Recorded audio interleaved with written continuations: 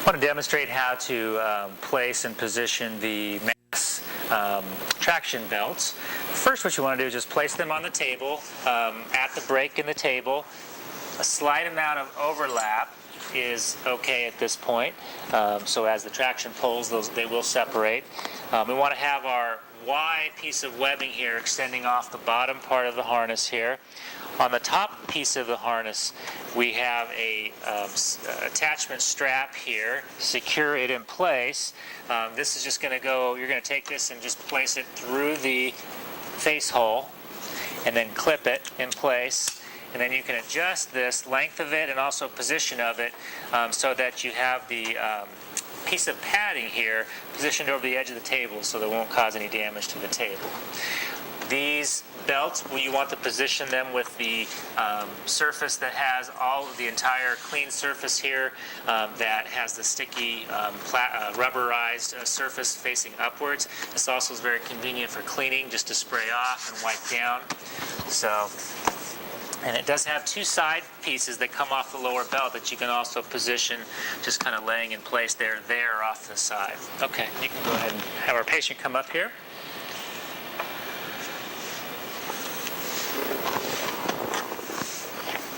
Okay. Looks pretty good. I'm going to go ahead and secure the top piece here first, and we're going to bring that up on each side. When securing the top piece, we're going to want to use a crisscross pattern. So I'm going to take the lower piece of webbing on this side of the belt, and I'm going to take and thread it through this barrel adjuster, the top one on the other side.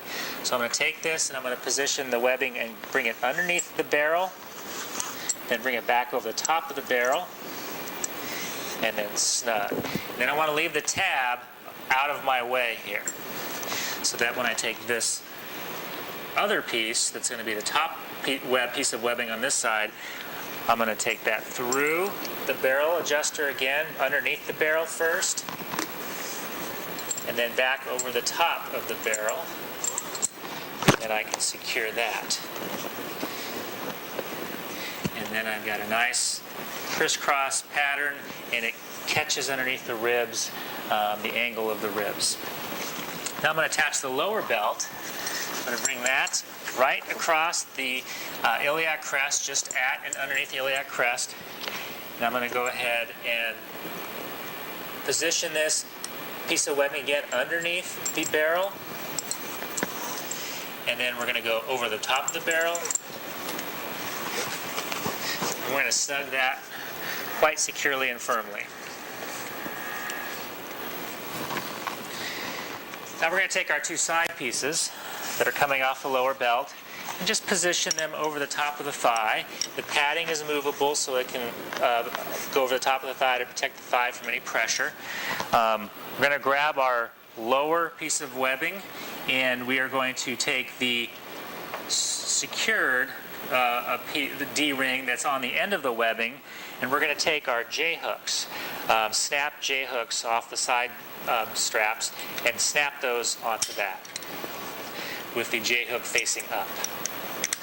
And now we are snapped in place there. Finally, what we'll do is take the sliding D-ring that is remaining in place here, and we'll attach that to our clip that is going to the rope that is going to the traction unit. And we can take up our slack. Then if we need to, we can position the patient's legs in a flex position or up on a stool if needed, and then begin our traction procedure. One of the nice features of this traction belt system is how easy it is to loosen the belts as well. In order to loosen the belts once they've been secured, is simply lift up on the orange tabs, and that will loosen the belt to give you some slack. Once you've got those loosened, I'm just going to unthread the webbing like so. Once it's loosened, just unthread the webbing.